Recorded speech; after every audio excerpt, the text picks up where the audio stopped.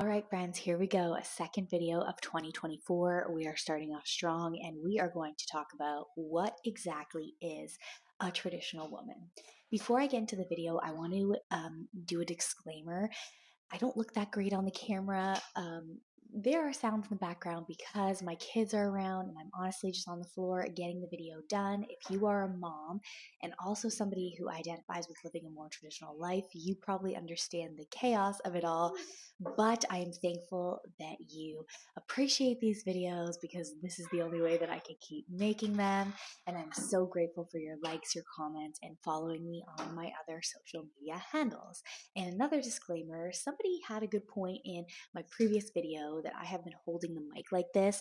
I'm not doing it for trend purposes. It's just to minimize the background noises of my kids playing in the background. So, what is a traditional woman, or I guess you could say, in adjacent to that, a traditional wife? I have talked about this since 2019, and the reason why I'm talking about this more now is not only because I notice a resurgence or a kind of like increase in popularity of women actually coming forth and saying that they want this lifestyle, but also because I've been married for 7.5 years. I've lived the traditional woman, traditional wife lifestyle for several years, and I feel as though I have more experience to confidently talk about it from a better, more like holistic standpoint. Traditional woman is often associated with like 1950s vintage housewife aesthetic. And as a side note, although many of us are into this aesthetic due to the fact that like this is the last time in our society that the homemaker was glorified, and yes, we do understand that there are ads, but there are many lessons to be learned from the ideal. And that's why many of us like to derive inspiration from it. I lost my train of thought. But also, there's like homesteading adjacent aesthetics that are in this movement. And something that I want to distinguish right off the bat is that these things don't necessarily characterize the traditional woman. They are just like subsects of the traditional movement, so to speak. What I'm going to talk about are several themes that I've noticed in this community that you can embody whether or not you are like a woman living in the city or somebody who is a homesteader living in the country or somebody who likes more of a vintage 1950s type of lifestyle. So, of course, the first thing that we have to talk about is the value of femininity. Being a traditional woman means that you value femininity and masculinity roles. This tends to play out on average in terms of a stay at home mom with a provider husband, but this could play out in different scenarios. I understand the cost of living, etc., that is going on nowadays. But in general, the traditional woman will step into a role where she relies on the masculine man to provide for her. Even if she is somebody who has a career or works outside of the home, these relationships, a traditional woman's relationship, will take on this structure. Putting that aside in terms of like those roles, many women do value their femininity in this community as traditional women because we find that it gives us a sense of true liberation.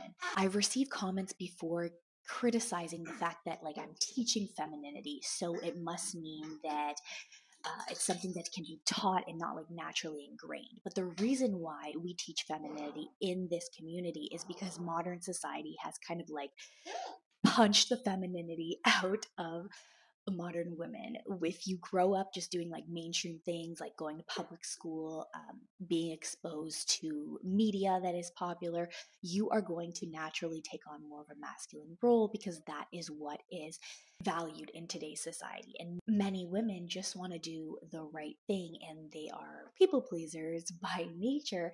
So many women will take on that masculine role, be like that career boss babe driven woman because it is what is accepted in society. This does not mean that you may not have a job that does fulfill you. Many of the caring professions fulfill feminine women, and I'm not here to tell you what is like good or bad in terms of femininity and your job. This video just generally talks about the overarching trends, which of course can be different for certain individuals. And a little bit of a tangent on that point, the traditional woman tends to put her family above her career. This is what fulfills her the most. And like I said, this could look different for you. On average, it tends to look like the home housewife woman and the provider husband. But in general, the traditional woman is going to go for this lifestyle, and whatever choices she makes in terms of her future career, what she does in her day to day lifestyle is going to place her family above her career. Another key point about the traditional woman is that she values self sustainability. This goes back to my original point at the beginning of the video that this manifests itself sometimes in terms of the homesteaders. Like I said, you don't have to be a traditional woman to be like the prairie girl with all the chickens, although many women tend to embody that as traditional women because self-sustainability is a key pillar of the traditional woman. And so that can mean many things for different women. If you are somebody who lives in the city, that could mean buying things from the grocery store that cause you to make more things from scratch. Moving away from the system of dependence on overconsumption, on not putting the home as like the production of your daily necessities. Moving away from that in all ways that you possibly can is more of a traditional thing to do. This doesn't mean that it caters to necessarily like a prepper mentality, but there's something to be said about the skills that you learn of a traditional lifestyle, making more things from scratch that also go back to that self-sustainable principle. Many of us also believe that these skills are valuable to teach our children because, of course, in the case of like a disaster, they're good to have. But there's so many things that can be said about moral and life principles that can be taught from living a more traditional lifestyle. For example, if you're somebody who decides to have a garden, even if it's just a small home garden, it goes back to that concept of self-sustainability, but also you grow character by like having the dedication to actually grow something. You play into your femininity because you are nurturing something. You can teach your children the skills of tending to the garden every single day and having those chores. It not only combats lifestyle inflation down to like what I talk about having like a beauty routine that is self-sustainable, like due to cost, etc. Like when things got more expensive, I didn't necessarily feel it because I switched all of my beauty products to being like way less, but also being from the drugstore. Also, the concept of slow living plays into this because when you learn to do things more from scratch, to be less reliant, you are consequently forced to slow down because you're living more of a home centered life.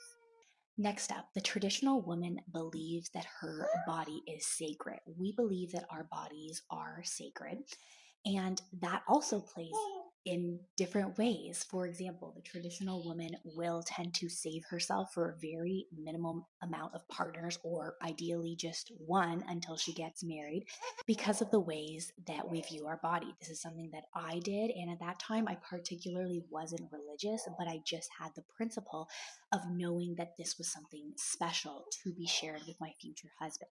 And side note, I dated many different people. So this isn't necessarily like the image of your typical, like what you would think of being a prude. It's just understanding that intimacy like that is basically the most like full body action that you can do, mind, body, soul, etc. And this is something to be valued if you view your body as sacred. This also goes back to the concept of self-sustainability because the traditional woman will view everything that goes into her body as important. Now, don't get me wrong, I loved McDonald's when I was pregnant. So we're not perfect, but it's taking the steps in the right direction to consume more holistic things. This is also why you have a large portion of women who are obsessed with baking sourdough. I like sourdough, but my husband doesn't like sourdough, so I'm not really baking it from scratch. But it's not that you need to bake sourdough to be a traditional woman. It just goes back to that concept. Lastly, if you've made it this far in the video, I want to applaud you because you probably heard my kids in the background. The last thing that I've noticed as an overarching trend in the traditional community is that we tend to live by a specific type of moral compass. For many of us, that is Christianity. It doesn't necessarily have to be Christianity, but this is one of the major reasons why we're able to speak so boldly on our lifestyle and live different from the norm. Because as Christians, for example, I'm just using that because that's what I am. We understand that we are not going to live like the world. And for this reason, we are more so okay with living differently. The Bible, I've said this before, is the ultimate self-help book.